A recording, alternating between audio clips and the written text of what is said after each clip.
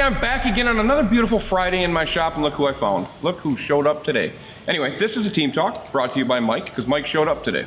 Simply, your sponsors are paying for this today, all of them. Yeah, yep. That's awesome, that's a great day. Anyway, back to what we normally talk about. Thank you for subscribing. Make sure we do that. Make sure we're clicking the subscribe button. Get everybody. Mike is even gonna get, do you have a girlfriend? I do. Is she subscribed? No. She will be after this, I guarantee it. So Yep. Mike's girlfriend is going to subscribe. I'll expect to see it. And your girlfriend should subscribe if you're watching. So make sure we're doing that. Toby watching, you think?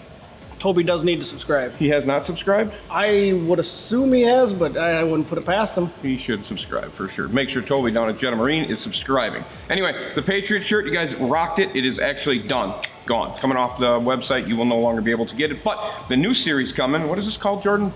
Smoking series. The Smokin' series is coming, and I think you're going to like them. So the whole new Smokin' series will be up next week, or when the hell is that coming up?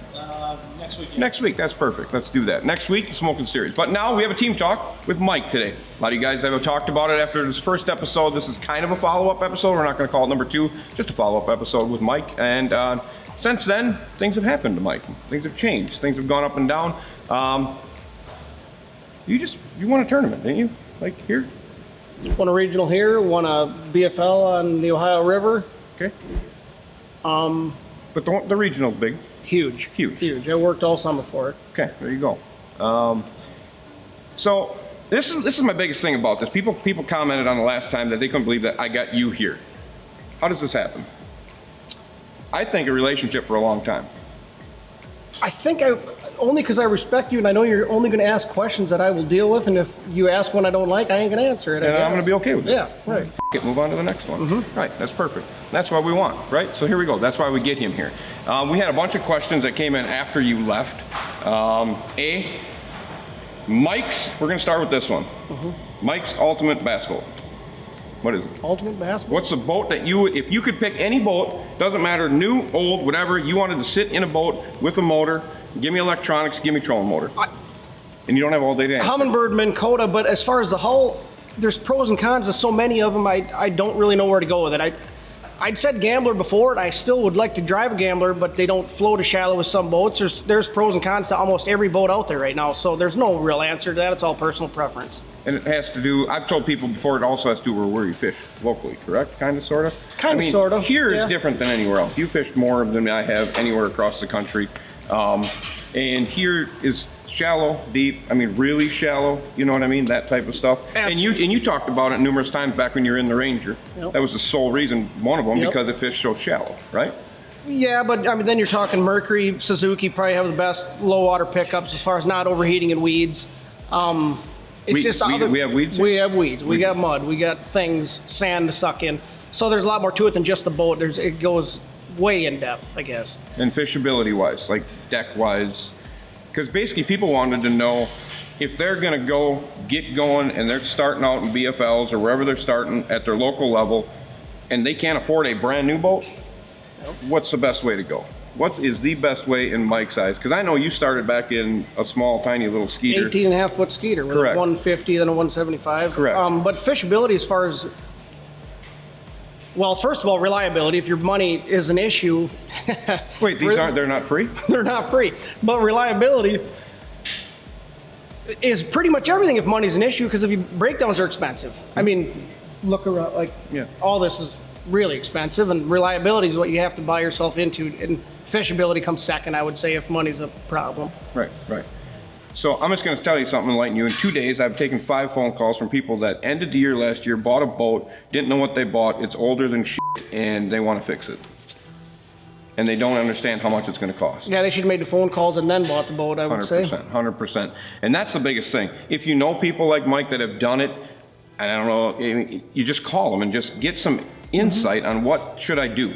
What should I do? Yeah. Where should I put my money if I'm buying a boat, right? A hull's a hull. You can fish out of a hull. Yep. Electronics you can get by with probably just going, if you're just starting, depending on how smart you are on the stuff, let's say.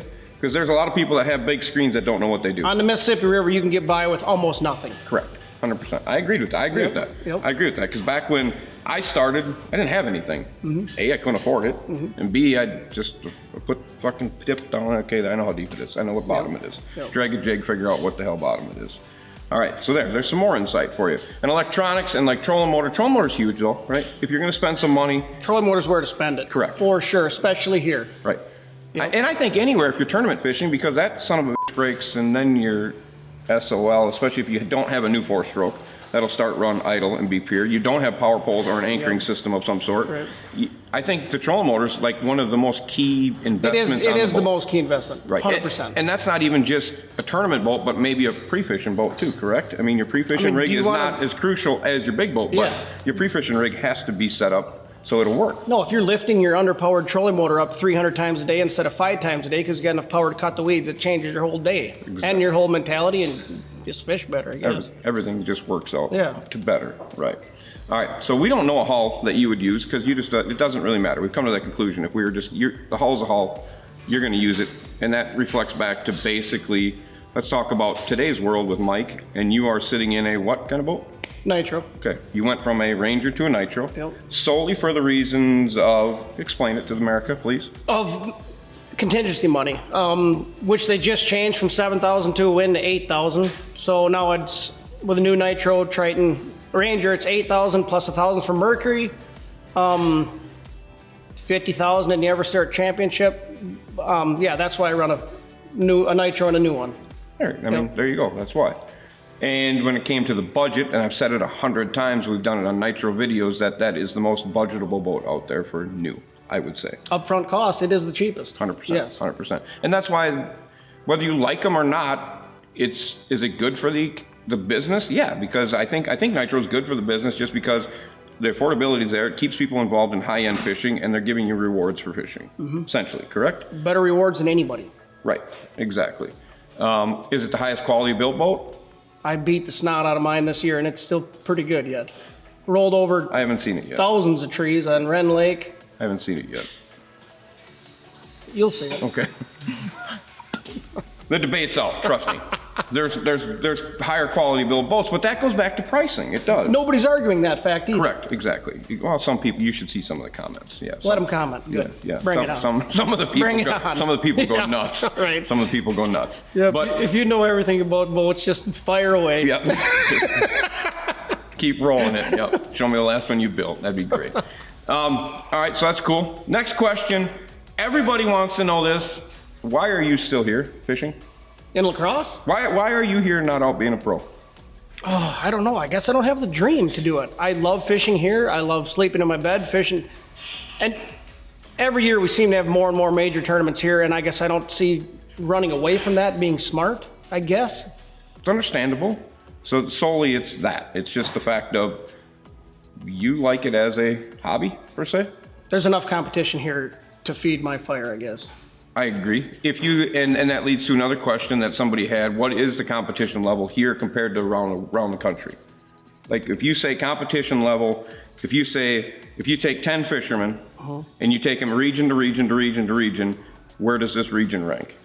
They're all pretty equal. I wouldn't say someone can brag about their area being better. I mean, if you're from locals are locals. Locals are locals. But if you grew up in Gunnersville area or say Northeast Texas and can fish a high end event 11 months a year, you're probably going to be a better fisherman, you could argue. But then again, when you look at the pro circuit, there's people from the Northeast, there's people from the North that compete with everybody at all times. So, I mean, Jacob Wheeler ain't from either one of those areas. Look at him go. He's doing all right. Yeah, he's doing right. fine. Yeah, he's doing all right. He'll be here again, right? Yep. Yeah. Did you finish second to him once? Third? No, I was in second in the last day, but he got me pretty good. He did? Yeah. He's coming back here this year, right? Yeah, I'll be fishing. Are you fishing against him? Yep. You looking forward to that? Oh, yeah. Oh, yeah. Yeah, so the tour's coming here, obviously, and this guy is in. From what I heard that rumored. I'm glad you just disclosed that. Now everybody's mad. I probably shouldn't have. That's all right. That's all right. That happens. That kind of takes me back to another little episode that I think you and I don't know if we want to bring him up, fisherman had, that you went down to another division. I don't think we really got to talk about this on the last go around. You went to another division in a team tournament, right? And this is kind of sissy stuff here we're going to get into. This is bad. This is bad. All right. So we got in. He gets into a tournament trail. How many tournaments have you fished? So you got one tournament in? Yes, I'd driven 20 hours round trip, fished a tournament, driven back down there 11 hours, practiced and then fished for an hour and got a call from a tournament director saying that if I called my partner, a good friend of mine of 15 years, I think his name's Toby. Might be. But anyway, called him and said, if you're fishing with Mike Brigham, you're not allowed to fish a championship. Why was that? You didn't have a reason. Where was the championship? Here. Yeah. So you guys couldn't fish, or essentially Toby couldn't fish, after you had fished one tournament, were there for the second tournament because we broke no rules. We followed everything properly. There's no subs. There was no. I was physically there. There was no sub. It was two friends. It's not like he called somebody and said, "You're the best person here. I want to fish the championship with you. My name's Toby. Come and meet me." No, we were friends for a long, long time. You bought boats from him. I bought boats from him. Stayed, traveled with him. Yeah. Right. And then that happened. Yeah. So I came home. And Toby didn't fish no more of them, right? Or did he fish more? Did not fish anymore. No, right. Completely f***ing. No, they sent me my $25 membership back and said, have a good day. Did you at least get a card? They didn't send you a membership No, but card? I framed that check. You did? Yeah. Yeah. It's a good idea. It's worth it. It's a trophy all in itself. Yeah, when you get kicked out of a circuit for breaking 0 rules, you know you can catch them. Pretty much. Yeah, that's kind of where I was going with. I'm there, yeah. So a bunch of lily liver sissies didn't want to come up here because they knew they were fishing for second place? Essentially? I mean, you don't have to agree to that because I kind of just threw that out there, but I don't know, maybe you had more friends down there that fished that circuit, but... Nope. Nope, not a one. Didn't make any friends there at all. Not me. Great day. Kicked you out, they wanted... So you think it was like an uproar? Like, wait, this guy's fishing and now he comes back for number 2. So obviously Toby's fishing with him. Did you sign up for all of them too? Or was it like you were signing up one at a time? One at a time. One at a time. Yeah. But once they saw Mike Brigham come through on the second entry, they were like, no, we can't do this because... And we knew the mentality of these people, and we knew there was a chance he was going to get kind of stupid. But I didn't know how fast he was going to get stupid. Like, it got stupid in a hurry. It shouldn't get stupid. Yeah. That's just being a sissy and scared to get your ass kicked, but that's okay. Well, that's over us now. Okay, good. So that's, if you guys are listening about that, how do you like that story? Make sure you comment about that. That'll be interesting because everybody will want to know what circuit that is. We can bring it up now, or should we just... Let's let it unfold. Yeah. We'll type it in. We'll type it in for America to see. I think they're about done anyway. I don't even Did they even come up here for that championship? No. They didn't. They moved it. They moved it to... Because they didn't want any... They moved it to a lake that one of the guys had done well on in the past. So it got even fishier. Wait, as it went one on. of the guys that had been with it for a long time. Yep. Yeah, great. Yep. That guy was probably your... Said no. We're not buddies. You're not? No. You're not high-fiving each other? Not slapping each other in the good luck? No Christmas card, no nothing. That's a bad day. That's horrible. Yep. Well, that's cool. All right, so now let's talk about this season coming up. Yep. Still in your Nitro, powered by your Mercury, running your Hummingbirds, running your Ultrex. Everything's cool, rocking and rolling. How many tournaments we got to fish this year? This year, I got 5 BFLs, probably 15 team tournaments. Did you win BFL? Who won points last year? Here, I did not. You didn't? No, I had to miss one because I was fishing the Illinois division to qualify for the regional here. You won that one down there? I won in the Ohio River, so I didn't have to fish all of them. Well, that's fine. How that works. Okay. Anyway, back to what we were talking about. What am I fishing here? Yeah. I mean, so you got the BFLs, then you're gonna have the bites, obviously. 5 BFLs, an All-American, the tour event, which is now an Bass Pro Invitational. It's called. Anybody can get in it. How does that work? I don't know where the invitational comes in. I don't know if anyone can get in it or not. I was told I was invited for a couple reasons, I guess. Did they label you as a stud? Stud, yeah, hammer. Hammer. Okay, all right. But you didn't get that. It wasn't like you can come because you're a stud. It wasn't in there. No, and I kind of called them first. It's not like they reached out to me. I asked them, and they said we'll see about it. And I said, yeah, wait, if I can, I can. I can't, I can't. Right. They called me a month later and said, might have an opening. Sign me up. I'll take that opening. All right, so you got that. You got 6, 7, 8. You got 12 tournaments, 14 tournaments in a season. What's your average? Because there was another guy that commented about that he fishes And he was Midwest, and he fishes like 8 to 10, he called them expensive tournaments type of thing. And I would say I don't think we have any real, like what you're going to be fishing, the tour stuff or whatever, that's considered expensive to me. Yeah, you know, it is. I mean, because you're fishing for $100,000+. Yep. I've always said I think it's 80. I think we're fishing for 80. Well, that's enough. Yeah. I've always said it though, Mike. I've always said that when you're going fishing, and because there's everybody that thinks they're a pro. I mean, there's a lot of pros out there. Just look at them. But if you are literally not on tour, fishing every day, living out of your truck, operating on probably mostly sponsorship money, going to shows, talking about people, doing it and living the life, do you consider yourself a pro? Does Mike Braden consider himself a pro? I don't know. Profiting in business, I think, makes you professional in that business. Correct. So it's pretty arguable. And what percentage profits in the business? Not many pros profit. So 100%, right.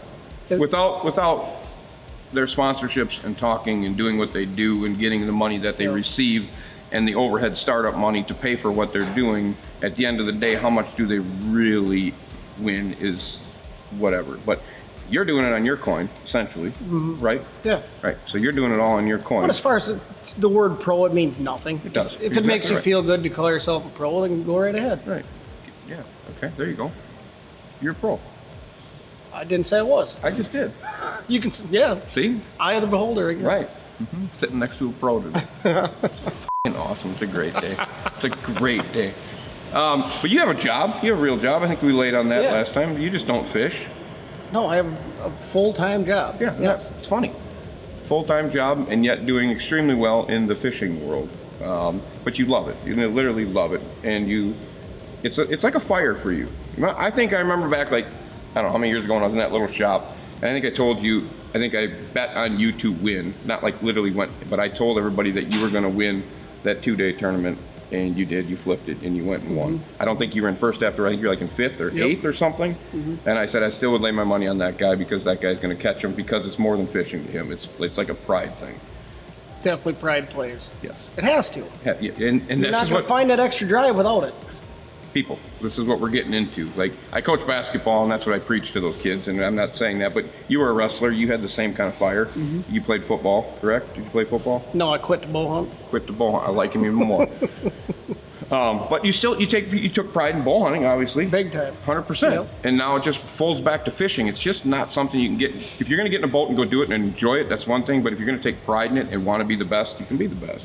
It's just about fire. You young fishermen out here, I'm telling you, if you listen to guys like this and they talk about, where are you going? You can't leave yet. I got thirsty. Oh, Kickstart.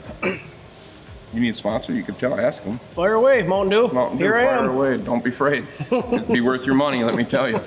Get him out of here. Make him go fish professionally. Make him go fish professionally. Wrap his boat and Kickstart. I know a guy that's part of that company. Maybe he'll help you out. You don't get part of Mountain Dew? Yeah. Really? Yeah. We'll talk later. Okay. Energy drinks too. So. This is the only one. Anyway. Right. That's real good. Where were we? We were talking about the youth of the sport and how important it is to be pulling them up, because I sit here and when these college and high school tournaments come, I see all these younger kids with all this energy to be KVD, to be any of those guys, and there's a lot of good young fishermen. The youth in fishing is killing it. Right. They are tougher and tougher every year. Right. For sure. But they got to keep their frame in their mind. You know what I mean? Because I think what they do forget is that they're essentially operating on mom and dad's money at that point, whether they like it or not. And they got to understand that when that goes away, they're gonna have to figure out a way. And jumping into the BFLs and that type of stuff basically is a great starting spot for them. Correct? Absolutely. Yeah. Absolutely. But the things you can be doing nowadays, the fact that so many kids are loving fishing and doing it with a serious passion is pretty neat for the sport. Right. When I started, and I was doing it before you, out here with a bass boat, probably before you, and there wasn't a lot of me's. I remember when I fished, I was like the Bruce Chandler, Mark Martell, Tom Monsoor, Jim Cole. It's just, the list of the icons. Did you ever, like, when you fished, were those guys were around, and they still are around, but when I fished, they were in their peak. You know what I mean? Yep. It was like when you and Jim fished together, and it was like you guys were going to go win. It was just one of those eras. It was like, it was just a foldover of just more competitiveness, I think, that got them. And those guys are great great fishermen, all of them. Yep. They're all they're true river pioneers of this area. But Mansour, Jeff Ritter, right? Throw them all in there. 100%, 100%. Ackley, Schreiner and Ackley, Yep. and that's just pool to pool to pool. And you get them that generational fishermen. And the worst part is when those are starting to drift away, you got to have newcomers. And essentially, it's in. If you look at it now, and I'm just stating for here, it's you probably your brother. I would label as up there when he decides to go fishing because he's a hell of a stick. Clayton Weber, Clayton. Kevin Rue maybe, probably in there. Mm-hmm. I mean, that's probably a 5 from the 5 that we had here. You know what I mean? So it's a changing of the tide. Now there's going to be a new changing. It's just a matter of keeping the youth involved. Yep. And I don't know, I'm not around the tournament trail as much as I used to be because I'm married to this. But there's got to be some youth coming around this area, I would think. There is. Heck yeah. There's going to be some strength, and there's going to be a tide too when then it's not your party no more. We'll see. We'll see. Mm-hmm. It's going to be a while, but the fact of the matter is you know it's coming. It's just the nature of it. Yep. You know what I mean? And I still talk to Jim and Bruce and Tom, and I don't get to see Mark as much as I used to. I don't get to see Ritter as much as we used to, but they feel that, you know what I mean? Tom feels it. I mean, he's gone now. He's still trying to do it, and that's impressive all on its own. That is impressive. That's impressive all on its own. Whether you like it or not, you can ask this guy. It is a drain. It's a mental drain and a physical drain. Mental mainly. Yeah. When it comes down to it, but at Tom's age, to be doing it like he's doing it and still operating, it's amazing. He loves it. He loves it, and that's what we talk about. That's the passion. That's what you youth need to understand. If you're passionate about it, then you've got a dream in it. It's just But you can't teach yourself that passion. You either have it or you don't. Correct. 100%. Yeah. So. You're either built that way or you're not. I guess you need people that don't have the passion, that just want to show up every day, write the check. That way, top end's always good. They look good doing it. They look good doing it. All right. So, I guess we've answered almost anybody's question. What did Toby want us to talk about? We'll give Toby a pin. Hey, make sure you get down to Jetta Marine. Jetta's got some sales and service and stuff going on. Absolutely. And I'm going to charge him for this. Perfect. I'm going to send him a bill for this. But yeah, we're going to, Jetta. Mike buys his boats from Toby direct, and he buys them from Jetta. I've talked about Jetta before. I've talked about Toby down there. I've sent you guys there. Make sure you're going down there. And when it comes to nitro, he's got Rangers. Has he got Tritons? Mm-hmm. He's got Tritons. He's got trackers, I think, if he can get them. Anything White River. Anything White River, Toby can get. Mercury. You go down there and talk to Toby. Make sure you get down to White River. But he's got some specials he wanted you to talk about. We're going to give him this little 30 seconds. Go ahead. They're running a... You're out of time. White River's running a $2,000 off. So now, like my nitro is about $20,000 cheaper than everyone else. Add $2,000 to that, do the promotion. And they're running the team circuit, Jetta Marine is, on Kentucky Lake, $20,000 championship. It's all White River contingent. Definitely check it out. It's on their website. It's pretty impressive for a local team deal. Yeah, so they got their own team circuit. Toby talked to us about last year about promoting the team circuit. So make sure you get down there if you're in that area, even if you're not, because they take them from everywhere. So you can go down there and fish it, right? Absolutely. You're not going to get kicked out?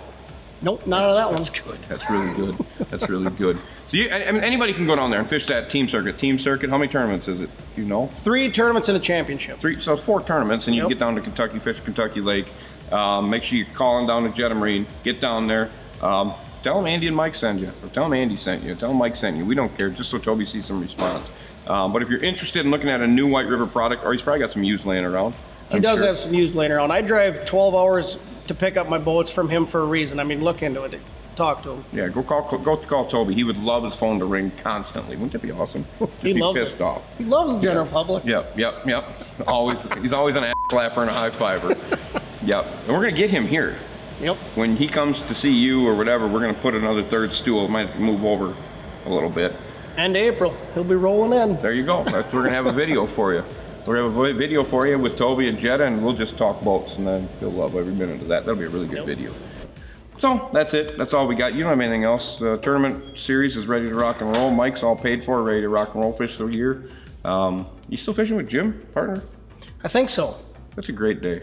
I think so. 23 years we've been partners, team partners. 23 years. Yep. 23 years. That's a long time. I'm ready to go to South Carolina in 3 weeks to go practice for the All-American. Going to the All-American. You gonna win this one? I doubt it. I'm gonna try though.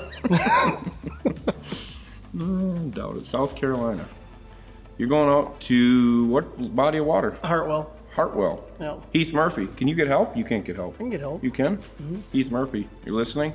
This guy needs some help. I don't need help. Okay. I'll take it if you. I'm not begging. No. I'd like to see him do really good, but I'm sure America would too. I plan on it. It's not like you're hated by people. Are you hated? You got haters? I mean, everyone does. I got a ton of them. Perfect. I got a lot of them. It's awesome. Yep. It's awesome. My grandfather always said, once you get haters, you've achieved in life, because they're usually jealous. They're critic. They want to. They just don't like you. Yep. They just, and that's fine. That's cool. They just hate that because you're being successful. Or there's a chance you're hateable. And I might be, and I don't really care. Perfect. The give a went away a long time ago. That's just how it is. Anyway, make sure you get on the website. Make sure you check out the new merch. It's coming next week. Make sure you're subscribing to what we're doing. Otherwise, you don't get to see videos like this. Or you do get to see videos, and it just ends up stupid on our other side. And yeah, make sure you go check out Toby down at Jetta Marine. Give him a call.